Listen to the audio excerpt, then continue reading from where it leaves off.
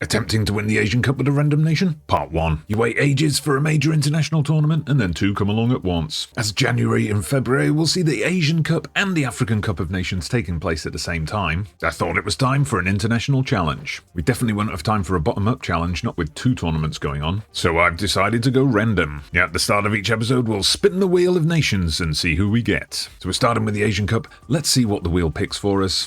Is it going to tick over to Lebanon? No, it's India. Hang on a second.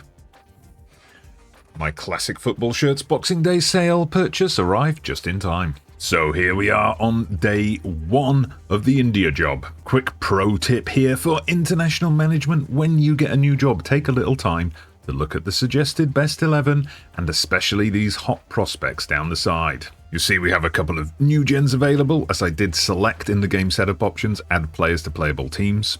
So okay, these guys are not much to write home about, but if we take a look at this guy, Harpreet Gotra, currently uncapped, can play in any role in midfield, get him in the squad. So FA expectations are not even to go beyond the Asian Cup group stage. Let's see about defying that. Choosing our captain is easy enough, the legend Sunil Chhetri. Sure, his age may exceed his combined leadership and teamwork stats, but he's locked in. We start the game here ranked 100th in the world, so side quest, do what the Wheel of Names couldn't and overtake Lebanon. Alright, so we've now jumped ahead to January 2024 and the eve of the Asian Cup, and we have had quite a start to our time as India national manager. Well, not in this friendly against China, which did take place the day after I was announced as manager. I mean, instead, this absolutely cracking start to World Cup qualifying. Now, you might think 1-0 away to Sri Lanka is nothing to brag about, but I think you'd agree 5-1 at home to Iraq is. But when naming the squad for this tournament, we were faced with a bit of an injury crisis. Mumbai winger Lalianzuala Changte was the main absentee, out with a broken arm.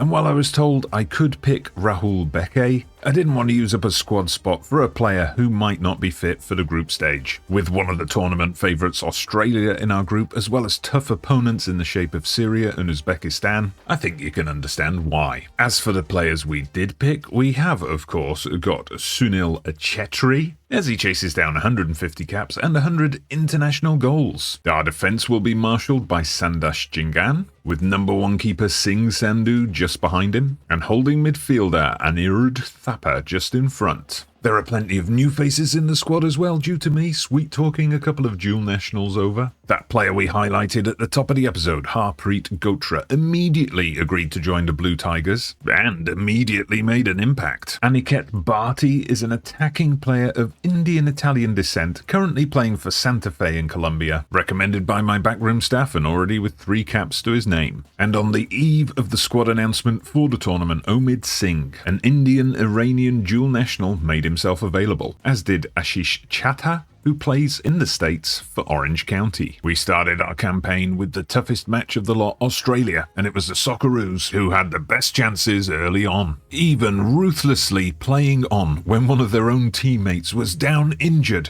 so desperate they were for that opening goal. And that goal inevitably came on about 33 minutes, the ball eventually finding its way to Riley McGree, who tapped in after a super smooth team move. It wasn't until the 53rd minute that we had a highlight-worthy chance, new boy Omid Singh going close and supplying the cross for a decent effort from Jingan moments later. We had a close call on 73 minutes as McGee hit the post, and then a stoppage time highlight with us bringing the ball out of defence. Could this be an unlikely equaliser to start off our campaign with a fantastic point against the Aussies?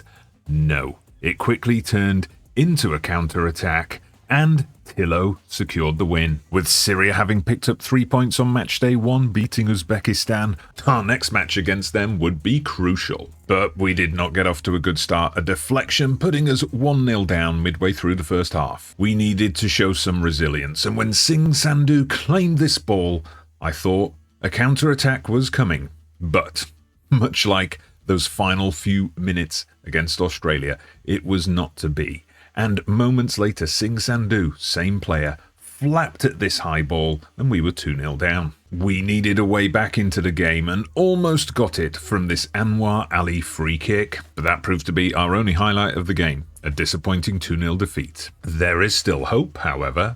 With this being a 24-team tournament, there is space for 4 third-place teams to go through. So a win over Uzbekistan and we stand a good chance, right? Well, we'll see, as Uzbekistan produced a shock in their second game, beating Australia, then blowing the group wide open. We were finally playing in our lucky orange shirts and, well, it didn't take long for our luck to turn against us, just 4 minutes in fact. We needed to force our way back in, and we did just that when Jinghan headed in a corner. Game on, as long as we can ride this out until half-time, and damn it. Despite the scoreline, we were playing well. Alas, Uzbekistan barely gave us a sniff in the second half, and sealed the win in stoppage time, as we wound up being the odd ones out in an otherwise very tight group. Uzbekistan and Syria would not go any further than the round of 16, while Australia were knocked out in the semis by eventual winners Japan. So, not even close. Check out the next video for our next attempt.